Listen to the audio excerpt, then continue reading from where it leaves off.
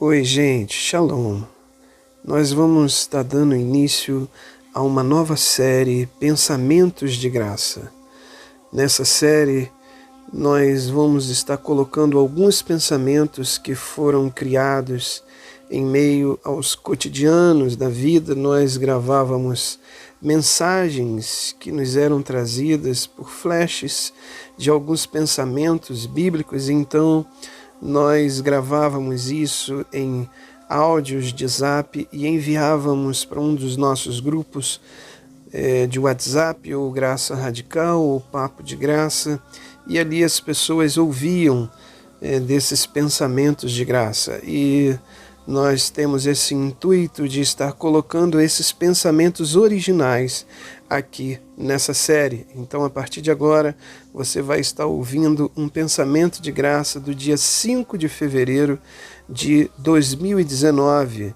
Me arrependo para ter a bondade de Deus, ou a bondade de Deus me conduz ao arrependimento? Fiquem com um pensamento de graça. Existe um versículo que ele é muito forte, ele se choca bastante com esse legalismo que existe por aí, esse evangelho de condições, e de coerção para se alcançar bênçãos e etc.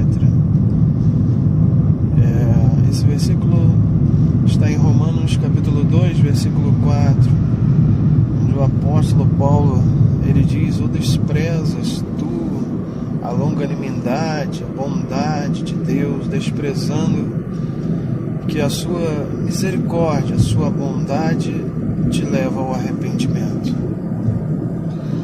Esse versículo é um grande choque em alguns pontos, que são muito condicionais. As pessoas acham que para tudo tem que ter o arrependimento. Então, pós-arrependimento é que as coisas acontecem. E segundo, é que a doutrina da lei, o legalismo, a pregação do sacrificial do Antigo Testamento era essa. O homem teria que primeiro saber que errou, fazer o sacrifício,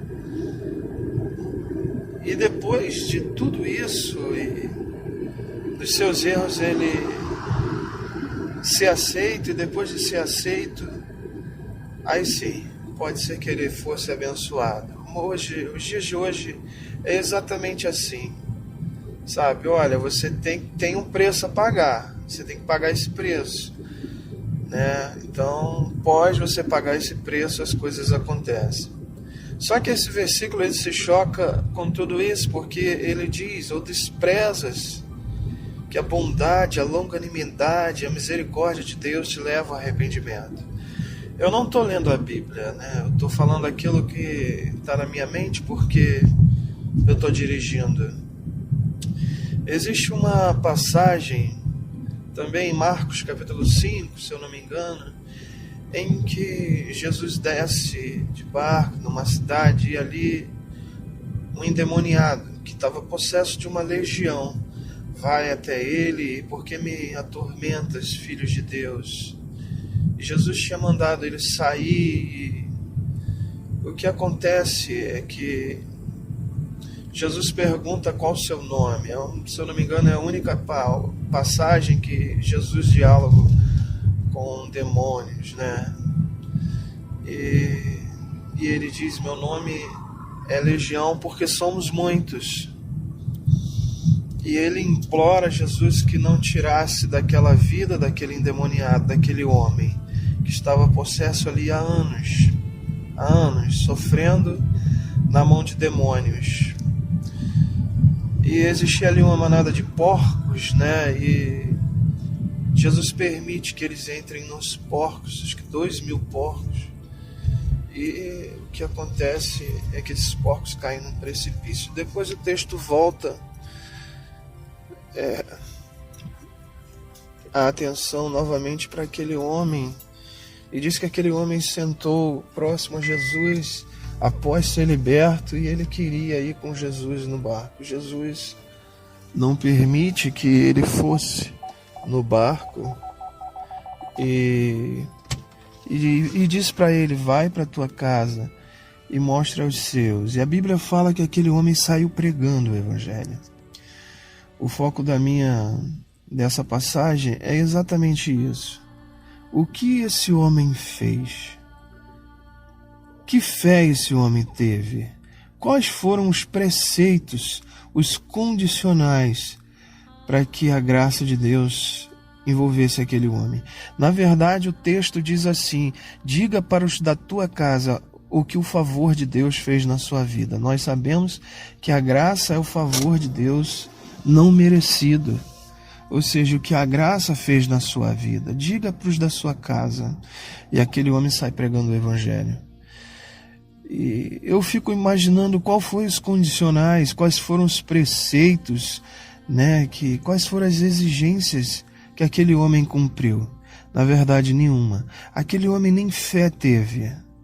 No entanto, o favor de Deus alcançou aquela vida, o libertou de uma possessão de demônios, de legiões, e transformou ele num pregador do evangelho, sem condições.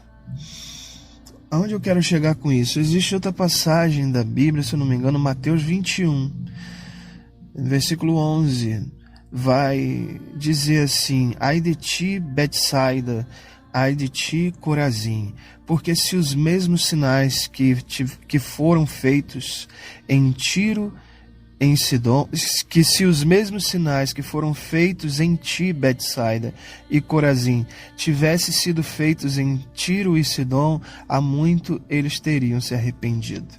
Eu consigo ver no pano de fundo de tudo isso exatamente o versículo de Romanos 2. Nós estamos vendo nos versículos que eu falei, na exposição que eu coloquei aqui, que a bondade de Deus, a graça, o favor de Deus conduziu ou conduz o homem ao arrependimento. Hoje, através da graça, você vê que o favor de Deus invadiu aquela vida, sem preceitos, sem nada, e o transformou. Isso causou nele o tão famoso arrependimento, que na verdade é só uma mudança de mente na pessoa. Causou nele o arrependimento daquele ex-endemoniado. E por que eu mencionei esse versículo de Betsaida e Corazim? Porque há uma profundidade aí. Jesus está dizendo que os sinais, que os milagres que são operados, a bondade de Deus, a graciosidade de Deus, teria transformado Tiro e Sidom, se assim ele o quisesse, entende? Se os sinais, ele não está falando apenas pregação, ele está falando se os sinais, se os milagres, se as coisas que eu fiz em vocês, eu fizesse naquele outro, ele teria se convertido. Eu creio que Deus, vou finalizar aqui, está chamando um povo nesses últimos dias para revelar o favor de Deus, seja com sinais, prodígios e maravilhas, mas sem condições, sem condicionais, somente com seu amor, sua graça, bondade, benignidade e longanimidade. Abraço, meus amigos, paz.